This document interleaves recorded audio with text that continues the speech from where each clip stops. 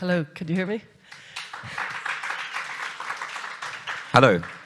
So tell me, Andrew, what made you write the book, The New Puritans? Okay, so the book is called The New Puritans, How the Religion of Social Justice Conquered the Western World.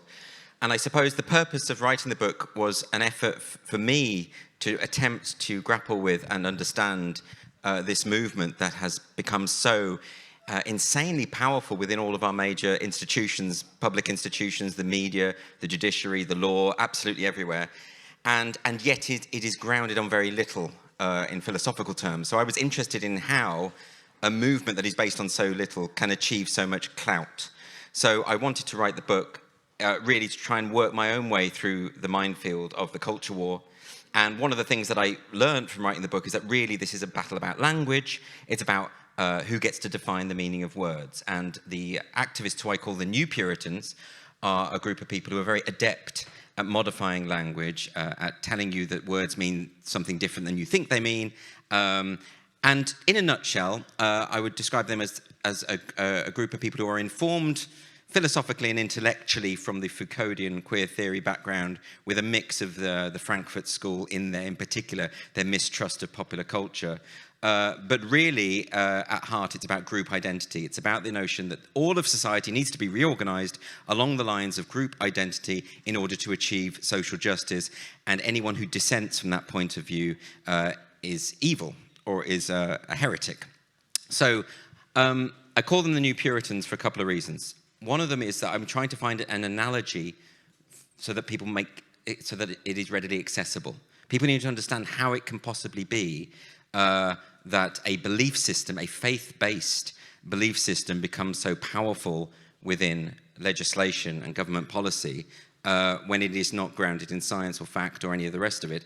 And it makes sense immediately as you start thinking in terms of a fundamentalist religion. It just makes sense. It all sort of clicks into place. I'm not saying making a direct comparison with the Puritans of old. So I'm not talking about people who want to strip out all elements of Roman Catholicism from the Mass, to stop kneeling during the Eucharist, or anything like that. I'm talking very specifically about people of a precisionist and prohibitionist tendency who wish to achieve their goals and impose their goals on others through force, through authoritarian means, through coercion. That's what I mean by the New Puritans. In addition to that, there is also a sort of traditionally puritanical strain in their belief system, insofar as they have a kind of disgust of certain forms of art, entertainment, that kind of thing. You often see scenes from old comedy shows excised, or movies condemned because they might corrupt the masses. This is all a very puritanical idea. When the Puritans seized power in Parliament in 1642, they shut the theatres down because they saw theatres as being hives of corruption. And for those who are fans of the Puritans, you should rest assured that that phrase Puritan, and using that term Puritan in this way, actually predates those who settled in the colonies in the early 17th century in America, right? So these were people who took a term of abuse and owned it in the way that people did with the word Tory or the word Whig or the Stuckists, you know, that art movement. People who have taken a term of abuse and have reclaimed it. That's what the Puritans did. So I'm more than comfortable in talking about Puritanism. But what I would say is the fundamental difference is that the Puritans of old, they did divide the world into two, the idea of the elect and the damned. The Puritans of today, the New Puritans, divide it into the oppressor and the oppressed, very simplistic binary ideas. The fundamental difference is that the old Puritans were constantly doubting which group they were a member of. They didn't know whether they were the elect or the damned. They could never be sure. That's not something you could say of the New Puritans, whose sheer certainty in their beliefs is maniacal. They have no conceptualization that it's even possible they could be wrong about anything. They think that human history is just a series of people getting things wrong until they turned up with their enlightenment and everything is now resolved. So that's why I think it makes sense to draw that comparison. That was the idea. When I think of the Puritans, I kind of think of them going off to the New World. Are they often very kind of utopian and idealistic in nature? Well, I mean, the Puritans who went off to the New World had a deep conviction or awareness of their own unworthiness before God. They were full of self-doubt. Again, that's not something that the New Puritans have. I don't think, therefore, it was a kind of utopian project. It was a matter of faith. It's about bringing yourself closer to God and living the pious lifestyle. It is very different. So I just want to emphasize that I'm talking very much. However, I think we could talk about an element of the New Puritans, which is very obvious to most of us, is the idea of the purity spiral. The idea of anyone who dissents, even in the slightest iota, has to be cast out and is deemed as a heretic. That, to me, is something that I think is very, very clear within that movement. And that's something that I think is clear. It actually is a feature of all movements, of all political and ideological movements, is that there's always going to be a contingent that only can interpret the world through their own ideology and therefore can only interpret disagreement or dissent as evidence of mendacity or malevolence. I don't think that's specific to critical social justice or transactivism. I think it's present in all movements, including, I've seen evidence of it within gender critical feminism as well. So I think, is that a controversial thing to say? I think there's always going to, the point is that there is something inherent in the human instinct towards authoritarianism, and I think we all have it. In other words, all of us, deep down on some level, would just like our detractors to shut up and go away. And I think what happens is we are socialized out of that way of thinking, and what we do as adults is sit down and talk to those who disagree with us. We welcome disagreement and we welcome being challenged, and we do so without trying to silence them, intimidate them into silence by throwing abuse or libeling people or defaming people or that kind of thing. We fight against that instinct, and some of us fail. Now, I think within the critical social justice movement, the transactivism movement, that failure is now normalized within the movement. I don't think it is normalized within our movement, within gender critical circles, and I can give you some evidence of that. So, at the London Trans Pride event, I think it was last year, a man stood up, ex-convict, and shouted out through the mic in front of the crowd, "If you see a TERF, punch them in the fucking face." Now, what that individual says bothers me less than how the crowd reacted, because what the crowd did is cheered and applauded, rather than, stand there in a stunned silence and think, can we get this guy off the stage because he's ruining our movement? The reaction was to cheer. Now, I don't think that everyone in that crowd supports violence, but what I do think is that there are a sizable enough contingent within that crowd that do, to intimidate those that don't into silence, and therefore it has been normalized within the movement. We all know this. We've all been at the receiving end of trans activists sending violent threats, saying this person should die in a grease fire, and also saying be kind and love wins. So we've seen that. You don't see gender critical feminists sending rape threats, death threats, threats of violence. It's just not a thing, right? If I were to use this platform here to say, if you see a trans-identified person, attack them, beat them up, punch them, you wouldn't cheer. You would sit there thinking, well, who the hell is this guy? You would be putting out tweets saying, I dissociate myself from this individual, right? So we know. So when I talk about individuals who do have that expectation of moral purity within every movement, including this one, I'm not talking about representatives of a movement. I'm talking about that human tendency towards authoritarianism, which will never be cast out. And it would do, I think every political movement would do well to acknowledge that tendency within themselves and to recognize that it will occur and to distance themselves from it. That's my point. But of course, that gets interpreted as me saying, gender critical feminists are as bad as trans activists. I specifically am saying they are not, and that's a good thing, right? Does that make sense? Yeah, no fight here. I know you've been on the receiving end of a bit of well, I don't identify as a gender critical feminist, to be clear. Okay. Well, no, I don't. I don't identify with feminist theory very much. I think it's interesting, but it's not my bag. I'm more interested in the psychological, I suppose. Sure. And I think of the psychological instinct towards authoritarianism. And I kind of come from the old world, as I'd imagine you do, where we were brought up to kind of engage civilly in disagreement and engage in a world where, like today would be unrecognizable to me when I was 20. Yes. Because it was just like please and thank you. It was instilled in me that you allowed people to disagree and you say, that's your belief.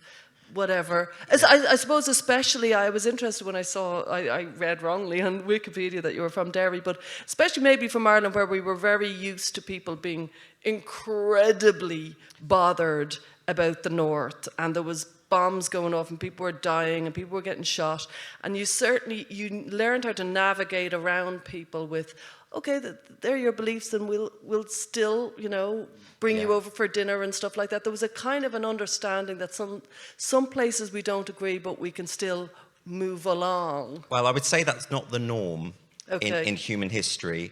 I think there was a lovely sweet spot where we could do that. I mean, if you want to go back to the Irish Civil War in the early 20s, you had members of brothers killing brothers within the same family. It was like a much more violent version of Brexit, the way... It was!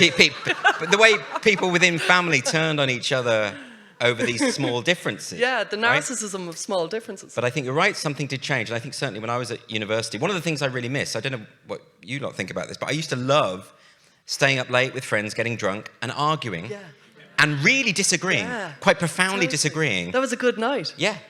And not storming out, or the next day saying, I'm never talking to them again, or saying, because they disagree with me, they must be evil. I mean, I wonder whether that is a condition of narcissism, that the only way you could comprehend dissent from your worldview must be that they are lying, or that they are in league with Satan. That's the only... In other words, your view must be the default, and everyone else can't be. It's interesting you mentioned Ireland. I'm thinking of a very specific example of this. I wrote a play which toured Scotland with a socialist touring company called 784 back in 2005. And this was a play about life in Derry after the Troubles, post the Troubles. And it was around two brothers who were both Republicans, who both believed in a united Ireland, but the play sort of dramatized a lot of their small differences and how extreme that became. And because we were dealing with a largely Scottish theatre company, we invited over various activists from Northern Ireland, all Republicans. So Nell McCafferty, who just died very recently, was there. My uncle, Eamon Malloch, was there, who was a prominent civil rights activist in the late 60s, early 70s. And some of the actors were very active in that movement. It got so heated, so angry. I should say, not being biased, but my uncle was the only one who was really calm all the time. But people got so angry that some of the members of staff started crying and had to leave. It was really extreme. And yet, what was the difference here? They were all supportive of the same cause.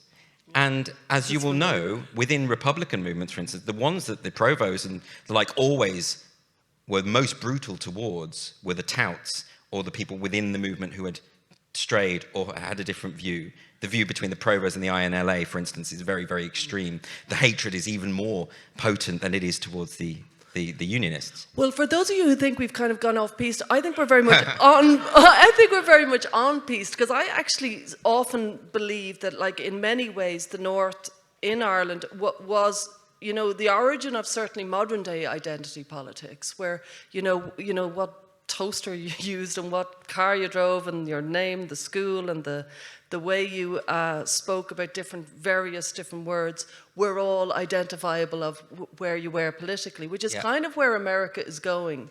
People can start to tell a Trump voter from 10 paces, and they can tell, you know what I mean? So that kind of identity politics seems to be particularly incendiary around narcissism and small differences. Exactly. So in other words, in Northern Ireland back in the day, you find out where someone went to school and you know which tribe they're in. Or you find out what their surname is and you know 98% sure what tribe they're in. And then you box them away in that group. And you're right, I was accused last week on the same day of being a Trump obsessive and fanatic and also suffering from Trump derangement syndrome. Now, both of those things can't be true. I've also been accused of being extreme fascist and extreme communist. But what is happening, of course, is that people are making perceptions of something you've said, misinterpreting something you've said, slotting you into a box, and therefore assuming that you must agree with all the positions within that box. It's ideological thinking. What terrifies me about any form of ideological thinking is that you're no longer thinking for yourself. You are outsourcing your thinking capability to a set of rules that have been prescribed by someone else. And I think it's healthier to be able to say, okay, we broadly... For instance, I think in this room, most of us, 99% of us, although I don't want to assume, but I think most of us would broadly agree that to legislate on the basis that there is such a thing as a sexed soul within us, and that we must modify our bodies surgically to closer align with that soul, but at the same time, that soul is a social construct that doesn't matter. That most of us think that's ridiculous, and we shouldn't be legislating or forming public policy on that basis. Now, you can call that gender critical feminism, you can call it just sex realism, you can call it just sanity. But everyone's got that same sort of broad idea. But then what happens when someone online says, well, you went to the Genspect conference, therefore you think this, therefore you think this whole other set of things. It robs us of our humanity, our individuality, and that to me is chilling. I would be, I'm much more comfortable when I don't know everything about the person I'm speaking with. The thing that chills me about the critical social justice movement is whenever I have managed to get one of them in the room for a discussion, which is rare, but when they're in the room, they agree to a discussion, I can always predict everything they think about every single subject on the basis of one comment. And I've never been proven wrong, and I wish I had been. You know, as soon as someone uses one of the key phrases from the lexicon of critical social justice, I can tell you their position on abortion, Democrat v. Republican, nationalism, Palestine. I know it all. And I've never been proven wrong. And I like to think maybe within this room there's a bit more dissent about all these other issues, and maybe that's a healthy thing. You know, one of the really heartening things, I think, is that a lot of people are pushing back against gender identity ideology from the right, from the left, everywhere in between, because we all understand what a threat this is. And if we're spending all our time saying, well, because you don't agree with me on every other thing, you must be evil, then that central cause is stymied. And the stakes are too high to do that, I think. I hope you're right. I think it's a very good point that if we can learn within this room and within the wider kind of room that we're in, that we can learn to kind of understand that, you know, one person might be more focused on A and somebody else might be more focused on B, but we ultimately agree on. Generally, I suppose there's about three things that most people in this world agree on. Certainly children and medicalisation is generally considered a disastrous prospect, and the need for women to have same-sex spaces seems to be a disastrous prospect. And I would hope that language should be accurate would be the one that I would hope that we would agree on as well. But I suppose what I worry about is that if we're not careful, we could be prone towards groupthink ourselves, because groups tend to seek groupthink. And you meet somebody and we want to find similarities between each other because we feel somehow more closer. And I think wouldn't it be great if we could model a kind of civilized disagreement rather than actually trying to desperately seek similarities all the time? Yeah, I mean, it's hard, isn't it? Because so many individuals within this space have been so brutalized and treated so badly and so misrepresented that it becomes easy and understandable to assume that all of your detractors are just this evil body of people. I wonder, is Twitter in particular a villain in the story? Do you know what I mean? Is there kind of the polarization that happens online, is it kind of built in within the Twitter system? Yeah, I read this horrible thing about one of the guys who invented the programming on Twitter. And you know how when you scroll down to see if you've got any new tweets, there's a slight pause before it all refreshes. And he put that in deliberately. It doesn't need to be there. The pause is to replicate the slot machine effect. You pull the thing and you're waiting for a reward, right?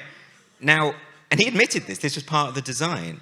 So the algorithm of this thing is designed to pander to addiction, and to create expectation, but it also, of course, rewards the most extreme opinions. So all of that is absolutely true. I still stick by, I try my best to behave well online, insofar as if I disagree with someone, my position is, firstly, I'm going to assume they're telling the truth.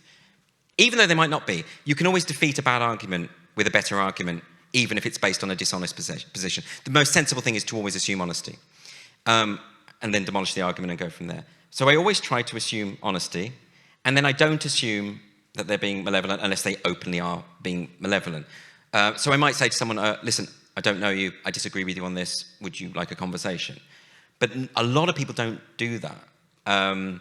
So when I was piled on in January by that very small clique of people who describe themselves as gender-critical feminists, who I will again emphasize are in no way representative of the movement, there was one particularly nasty one from a scholar with a lot of followers, which caused hours and hours of further abuse. Never met this person. Out of nowhere, comes onto my timeline, you want to harm women and children. It's like, well, your powers of telepathy are poor. You don't know me. You've made this bizarre judgment and basically invited all your followers to join in with this abuse. And it would never occur to me to do that. Do you think she did think, I presume it's a woman here, she did think that you wanted to abuse women and children? Yeah. Really? Yeah, I think that's possible. It's possible that people get these ideas in their heads. But even if I suspect that kind of thing, I just think it's a bad idea to... That's your opener. Yeah. Well, let's put it this way. There are two things here. Firstly, I think no one has ever been persuaded by being insulted. That's the first thing. If you actually care about the cause, you're not really doing anything there. All you're doing is further entrenching other people's points of view against you. The second thing is, if your instinct is to jump for defamation and abuse, you are, although you are entitled to abuse, like she's entitled to, it's not my business what she says about me. Anyone's entitled to abuse me as much as they want. I don't have to listen. I can make that choice to block and move on. But if that's your instinct, then you are betraying an authoritarian instinct. Because rather than wanting to discuss, what you're doing is, I mean, online public abuse, what's the point of that? The point is to intimidate someone into silence. And not just that, to present a lesson to anyone else who might be watching. That if you disagree with me, this is the treatment you're going to get. The trans activists who go after J.K. Rowling don't for a second think that she's not going to sell any more books or that they can cancel her. But what they do is they send a very clear lesson to anyone else who might not have the clout that she has, that if you adopt this position, we will bully you, we will make your life hell. So I think if you are the sort of person, and I think we could all, because as I say, it's an instinct within all of us. I don't absent myself from this. But if you find yourself on social media about to throw an insult at a total stranger, unsolicited, you have to think about why you're doing that. And I think it is symptomatic of that authoritarian instinct that lies at the heart of every human being. And I think, therefore, we have a responsibility to ourselves and our own dignity to avoid it. It would be nice if there was a kind of an accepted online etiquette, like please and thank you, where we're throwing abuse, online abuse, that that we learn that, am I being very foolish? No. That we learn that's just not cool, that you just don't do online abuse. It's never going to happen. It's never going to happen. I mean, it is, I think the best, no, look, we also live in the real world. So I think the best thing to do is to protect yourself from it and to just limit your discussions to the people who are willing to have a discussion. I think that's probably the way to do it. You're never going to get... I mean, I just thought about this because last week I had another mini pile on, which was another feminist, quite prominent feminist, saying that she supported this other feminist right to say that I want to harm women and children. I just thought it was crazy. And then someone underneath the... Yeah, well, Andrew Doyle has always been a vile misogynist. And what I thought is, you know, given I've invited over 100 women onto my show to discuss women's issues, if I am a misogynist, I deserve credit for going out of my way to conceal it in that way. You hide it well. I think, but also just imagine saying that about someone. I don't, you know, I think it's shaming to yourself if that's your go-to. But I also think we have to guard against it as well sometimes. You know, like, for instance, Will Farrell the other day does that interview and he says, well, I don't understand why would trans people be a threat to me? And there's two responses to that. I think in that case, the generous response is he simply doesn't know anything about the subject. And I think that's probably true. And I think and a lot of the comments were legitimate criticism, robust criticism, which I support. People saying, you're wrong and this is why you're wrong, great.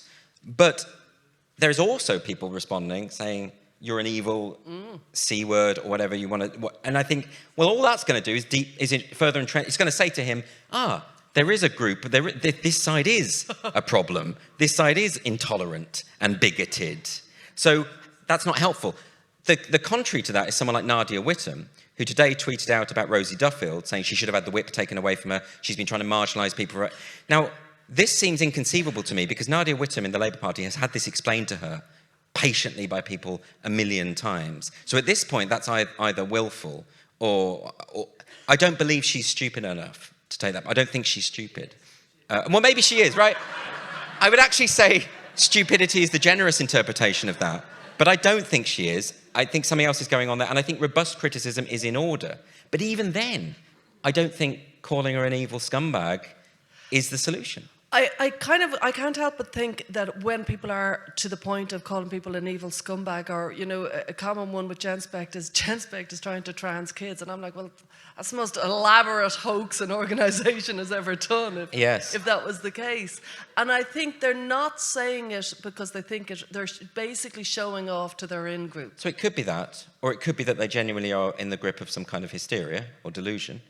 True. It could be either. Like, I don't think... You know, in my book, I start the book talking about Salem. Yeah. And I think it's interesting, this is another reason I wanted to make the Puritan connection, is that it's perfectly possible that those girls did think they were seeing devils in the shadows. Oh, yeah. It's also possible that they didn't. It's also possible that Abigail Williams wanted to get revenge on John Proctor, as dramatised in The Crucible. Yeah. It's all sorts of possibilities there. But I do think that we shouldn't ignore the way in which the human mind can become invested in fantasy and think that it's real. Yeah. And think that these people who had just happened to disagree with you are genuinely evil and genuinely want to genocide trans people, which is the phrase they often use. You know? That's the phrase they use. I've seen it a lot. And that's obviously hysterical. And I mean that, I use that word very specifically. That's a hysterical reaction. Yeah. But I think the human beings, particularly when they're in groups, do have that capacity. On that point, I have worked with, you know, young ROGD teenagers who might come from like leafy suburbs in very wealthy parts of Dublin, and they might look slightly quirky and maybe slightly androgynous, but I mean slightly.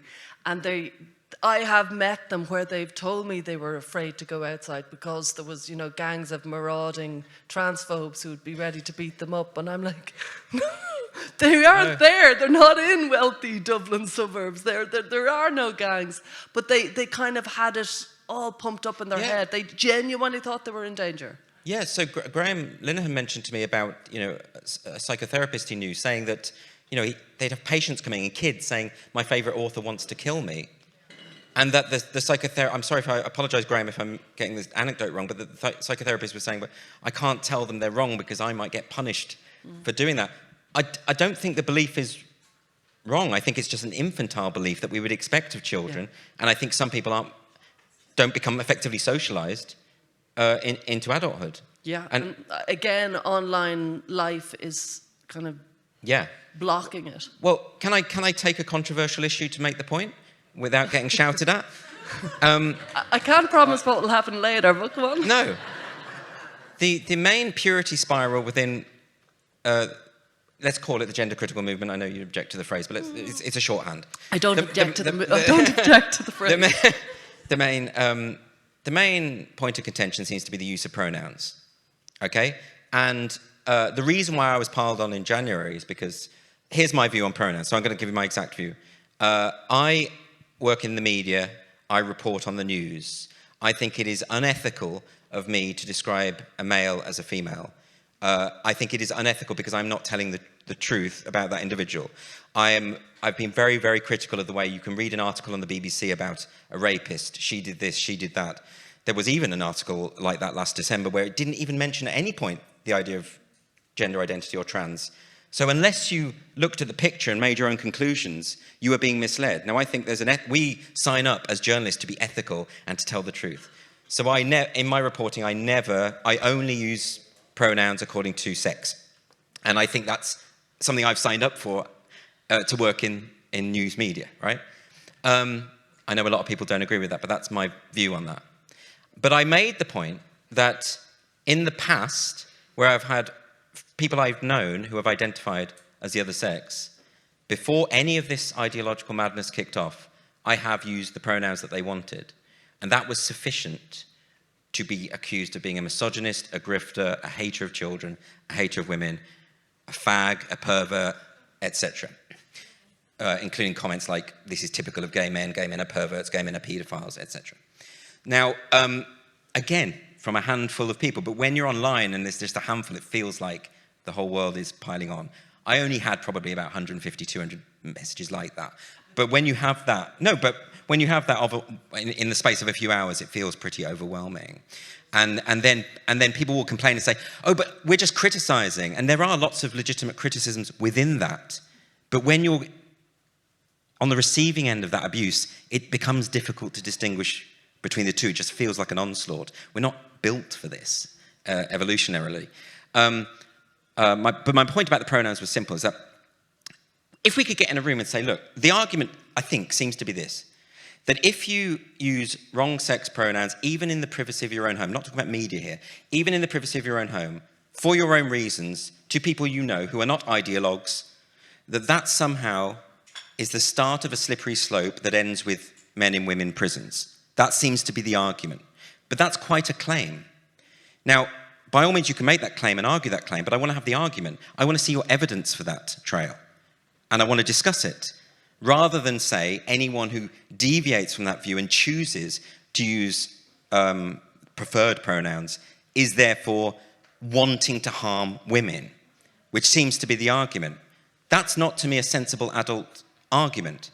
So I think that's a really good example of where online discourse should be removed from the picture. We could sit down, we could have a conversation, we could analyze the evidence and talk about it. Because if you could prove to me that, say I have an old friend who was what we used to call transsexual back in the day before the ideology kicked off, who is not an ideologue, who doesn't genuinely believe they've actually changed sex, but for who, whatever reason, feel they cannot live unless they are perceived to be the opposite sex. If you want to say that me referring to that person as she is therefore contributing to the abuse of children, I need to see evidence for that claim. It's an extraordinary claim. And I don't think that debate is happening. I think people are just starkly coming down on one side or the other. And that's a particular, I can sense the tension, but because I also understand that there are examples where the use of wrong sex pronouns has led to terrible circumstances and situations, which is why, as I say, I draw a distinction between that and the media. But the other thing that troubles me maybe more than any possible thread is people who want to choose other people's choice of language. That worries me more, because that's the heart of every tyrannical regime that has ever existed. So, by all means, criticize people for their pronoun use. Explain to them why you think it's wrong. Give evidence for why it's wrong. But as soon as you go in and start defaming them, lying about them, trying to ruin their careers, abusing them, I think you're on the side of the authoritarians, and you're wrong. We better finish up now, but arguably it's one person's fear is the fear of trans ideology taking over the world and men in women's prisons, and another person's fear is compelled speech taking over the world and people not being free to say what they mean. And maybe that's the two fears bashing up against each other, why it feels so scary for so many people. I have both of those fears, though. Well done. They're not mutually exclusive, are they? No. We're talking about the rise of authoritarianism in both cases. So I just don't think it's helpful to pitch those two positions as being incompatible. But I think it's complicated, and I think it's not something that can be resolved easily, which is why we need more discussion, not less. That's all I'm saying. Yeah, and I'm really glad you said that, and I'd kind of almost like to finish on that. We do need more discussion, and I'm very well aware that people will feel uncomfortable with this discussion today, and I think it's important that we do. I think it would be very easy to have a conference where nobody feels uncomfortable at any point, because there's a lot we can agree on. But I think it's very important as well that we kind of lift a couple of points that need further thought and need further discussion. So thank you very much, Andrew.